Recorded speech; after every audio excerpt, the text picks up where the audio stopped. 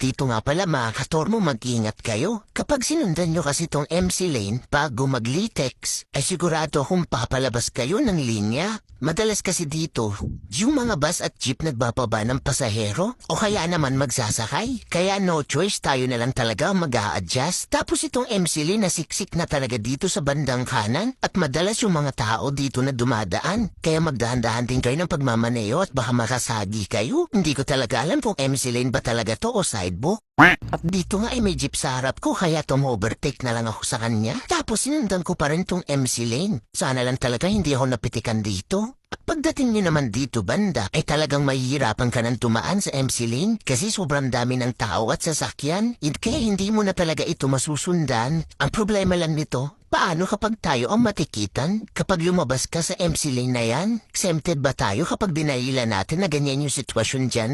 At dito nga ay mapapansin nyo na hindi talaga ako lumalabas ng MC lane, pinipilit ko pa rin dumaan. Kaso hindi na talaga kaya dyan. Kaya ako ay overtake na lang. So paano hanggang dito na lang ang ating video? Mag-ingat lagi kayo sa pagmamaneho para safe yung dalawang itlog nyo. So let's go!